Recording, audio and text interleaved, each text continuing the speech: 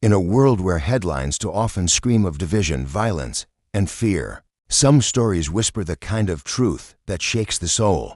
This is one of those stories. It didn't happen on a battlefield or in a courtroom. It unfolded on a quiet afternoon in a city park, in the space between suspicion and humanity. A police officer approached with his hand near his gun, ready for the worst. A black man stood still, unarmed, calm, and silent. It was a scene we've seen too many times, but what happened next was something no one could have predicted. He didn't run. He didn't shout. He didn't flinch. Instead, he saluted. And in that single, powerful gesture, everything changed. The afternoon sun blazed over a sleepy suburban block in Richmond, Virginia. The only sounds were the soft chirps of birds and the occasional rustling of leaves in the breeze. Then came the crunch of tires on gravel and the slam of a car door. Officer Tyler Monroe, a 10-year veteran of the force, had just received a report of a suspicious man loitering near a local park. The caller described him as tall, muscular, and acting strange. The dispatcher's tone carried that subtle edge Tyler had learned to read. Race was a factor, even if not spoken aloud. As Tyler stepped out of his patrol car, he spotted the man. A black man in his late 30s, standing beside a park bench in a crisp white t-shirt and camo pants. His hands were behind his back, his face unreadable. Tyler's training kicked in. His heartbeat quickened. Every encounter could escalate. Every move could be misread. And this was the kind of call that could turn into a headline. He placed his hand on his holster. "Sir," Tyler called out firmly, "I need you to keep your hands where I can see them." The man didn't move. "Sir." Tyler took a step forward.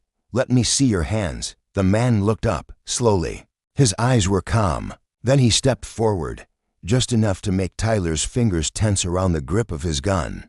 But instead of reaching for a weapon, the man raised his right hand to his forehead. His posture stiffened. He stood tall. And then he saluted. A clean, sharp, perfect military salute.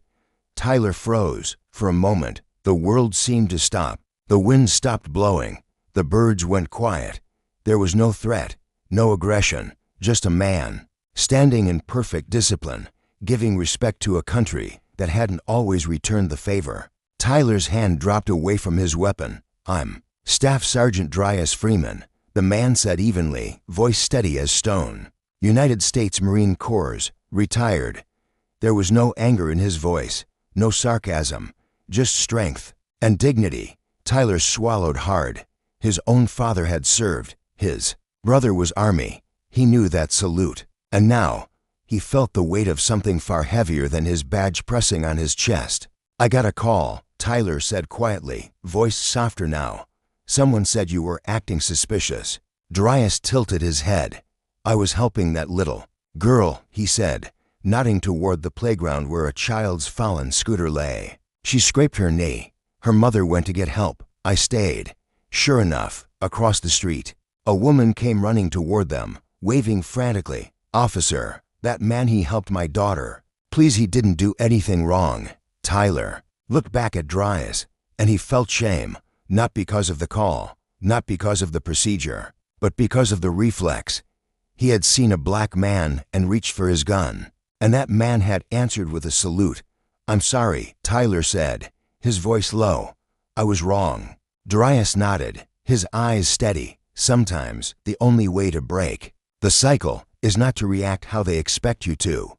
Tyler looked down, then back up, and this time he saluted first. Dryas returned it, crisp and proud. In the days that followed, the story spread. A bystander had filmed the moment, the tension, the hesitation, the salute. It went viral.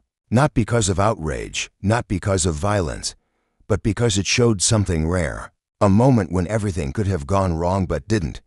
A moment when a man who had every reason to be bitter chose respect. A moment when a uniform didn't divide but united. And in that moment, two men changed. One learned to see beyond suspicion. And the other reminded the world that strength isn't just power, it's restraint. And sometimes, the most powerful thing a man can do is raise his hand in peace. The next morning, the video had already made its rounds across the internet. News anchors replayed it with commentary. A moment of grace in a country still healing. The salute that stopped a gun. Social media exploded. Some users praised Officer Monroe for standing down. Others called him out for reaching in the first place. But almost everyone agreed on one thing. Staff Sergeant Dryas Freeman was the embodiment of calm strength in a storm that could have turned deadly. Meanwhile, Dryas sat quietly at his kitchen table, sipping black coffee and reading the headlines. His phone buzzed every few seconds, messages from friends, fellow Marines, reporters, even strangers. He ignored most of them. He hadn't saluted for attention. He did it for something deeper.